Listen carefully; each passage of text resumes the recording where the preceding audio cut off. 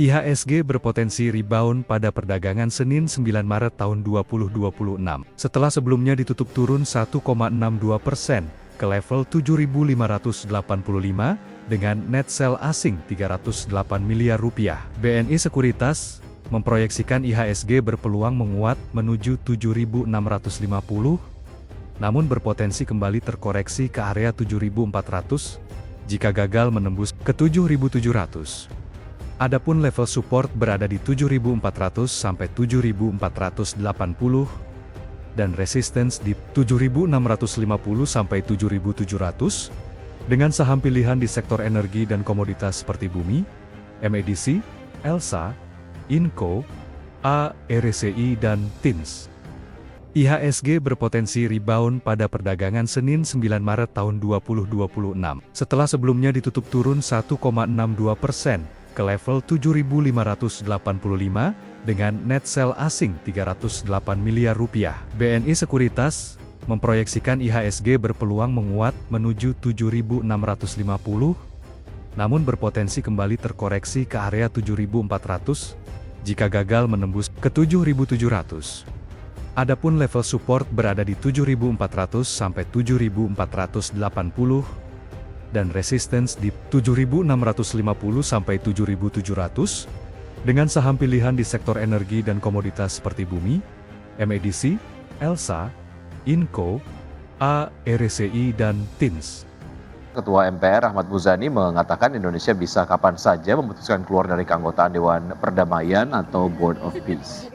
Ya, menurutnya hal itu beberapa kali dinyatakan oleh Presiden Prabowo Subianto menyusul perang yang pecah di Timur Tengah. Terlebih mandat dari Board of Peace seharusnya menciptakan perdamaian dan memperlancar gencatan senjata. Dewan Perdamaian merupakan bagian dari upaya untuk mempercepat proses kemerdekaan Palestina dan pembangunan rekonstruksi rehabilitasi. Meski demikian, keputusan keluar atau tidaknya Indonesia dari keanggotaan Board of Peace harus berdasar pada kesepakatan bersama. BOP adalah bagian dari upaya untuk mempercepat proses kemerdekaan Palestina dan pembangunan rekonstruksi rehabilitasi Palestina. Dan itu tujuan utama dibentuknya BOP. Nah, cuman kemudian ada persoalan Iran, ini saya kira itu yang bisa saja terjadi seperti beberapa kali disebutkan oleh Presiden. Kita bisa saja kapan saja bisa keluar, tapi sekali lagi. Pemirsa, dampak ekonomi akibat perang Amerika Serikat Israel melawan Iran langsung terasa. Ya, dunia kini dihadapkan tersendatnya distribusi minyak mentah dunia akibat penutupan Selat Hormuz oleh Iran. Pemerintah Indonesia belum berencana menaikkan harga BBM subsidi. Menteri Koordinator Bidang Perekonomian memastikan harga BBM subsidi tetap stabil dengan memanfaatkan APBN sebagai penyangga. Erlangga menegaskan hingga hari keempat penutupan Selat Hormuz Iran yang menjadi jantung pusat perdagangan dan distribusi minyak dunia, pemerintah belum berencana menaikkan harga bahan bakar minyak bersubsidi. Ketika terjadi tren lonjakan harga minyak mentah dunia, dirinya mengatakan bahwa wacana penyesuaian harga energi domestik saat ini masih terlalu dini untuk dijalankan. Pasalnya asumsi makro untuk harga minyak mentah Indonesia atau Indonesian Crude Price dalam APBN 2026 masih dipatok di level $70 Amerika per barrel. Kalau dari segi energi, karena kebetulan kita sudah tanda tangan ART, Agreement of Reciprocal Trade, memang supply dari energi kita sudah juga melakukan MOU dengan Amerika dan juga Pertamina punya akses di Venezuela. Jadi dari segi alternatif itu dalam tanda petik sudah quote unquote locked in. Nah, jadi ini yang kita juga harus antisipasi ke depan dan tentu dunia tidak terprediksi. Kita berharap bahwa di tahun ini banyak faktor sudah bisa. Ya, ke informasi lainnya, Kementerian Dalam Negeri meminta pemerintah daerah untuk tetap menjaga pasokan komoditas pangan jelang Lebaran. Ya, Pemda dan aparat penegak hukum juga diminta untuk menindak oknum distributor yang sengaja memainkan harga bahan pokok. Kementerian Dalam Negeri menilai pemerintah daerah sukses menahan laju inflasi pada komponen harga bergejolak pada bulan Ramadan. Meski demikian, Pemda diminta untuk tetap waspada dan menjaga pasokan komoditas pangan jelang Lebaran. Kepala daerah juga diminta untuk bersikap proaktif dalam merespon potensi lonjakan harga komoditas dengan turun langsung ke pasar.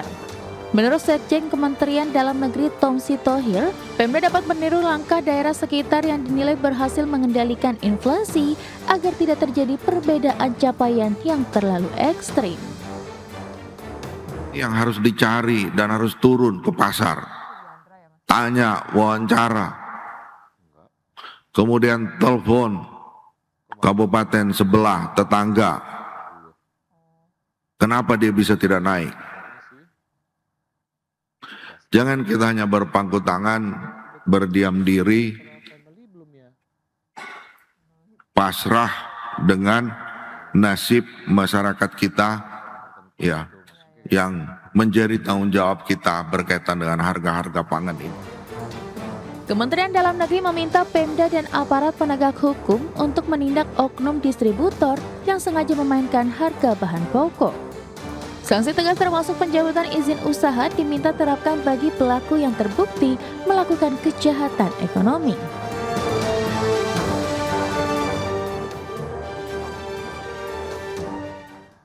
Ya, sementara itu pemirsa, Kementerian Perindustrian menilai momen Lebaran akan menjadi pendorong kenaikan pertumbuhan ekonomi di triwulan pertama tahun 2026. Pasalnya aktivitas perdagangan akan meningkat seiring dengan musim arus mudik Lebaran. Arus mudik belanja dan merayakan Hari Raya Lebaran menjadi faktor penting bagi penguatan ekonomi nasional, khususnya melalui peningkatan permintaan terhadap produk industri dalam negeri. Inspektur Jenderal Kementerian Perindustrian M. Rum menegaskan peningkatan kebutuhan masyarakat terhadap makanan dan minuman, tekstil serta pakaian jadi selama Ramadan dan menjelang Hari Raya Idul Fitri turut mendukung stabilitas ekonomi melalui perputaran usaha mikro dan kecil. Bazar Ramadan bukan sekedar kegiatan rutin, tetapi bagian dari upaya kolektif untuk memperkuat kecintaan terhadap produk dalam negeri. Melalui momentum ini, distribusi produk industri nasional dapat diperluas secara efektif, sehingga masyarakat memperoleh akses terhadap barang yang beragam, berkualitas, dan terjangkau. Pada saat yang sama, hal ini turut memperkuat permintaan dalam negeri, sehingga kinerja industri nasional terus tumbuh dan berdaya saing. Pemirsa, harga minyak melonjak sekitar 5% pada perdagangan Kamis seiring meningkatnya kekhawatiran terhadap gangguan pasokan energi akibat eskalasi perang antara Amerika dan Israel melawan Iran. Konflik yang meluas di kawasan Timur Tengah mengganggu jalur pengiriman minyak dan memaksa sejumlah produsen besar di kawasan tersebut memangkas output. Ya, pemirsa, minyak mentah berjangka Brent ditutup melesat 4,93% menjadi 85,4 dolar Amerika Serikat per barrel. Sementara itu minyak mentah berjangka West Texas Intermediate melambung 8,51% menjadi 81,01 US dollar per barrel, level tertinggi sejak Juli 2024. Kenaikan harga minyak dipicu oleh terganggunya lalu lintas kapal di Selat Hormuz, jalur pelayaran strategis yang dilalui sekitar 1/5 perdagangan minyak dunia. Gangguan tersebut membuat aktivitas kapal tanker hampir berhenti total dan memicu kekhawatiran pasokan energi global akan terhambat. Analis JP Morgan Chase memperkirakan pasokan minyak dari Irak dan Kuwait dapat mulai berhenti dalam beberapa hari jika Selat Hormuz tetap ditutup. Kondisi itu berpotensi untuk memangkas pasokan hingga 3,3 juta barrel per hari pada hari ke-8 konflik.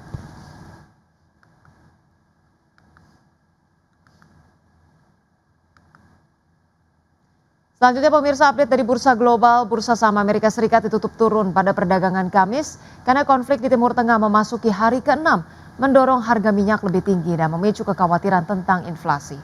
Meluasnya konflik ke lebih banyak negara memicu kekhawatiran akan gangguan di Selat Hormuz yang merupakan titik krusial distribusi energi global.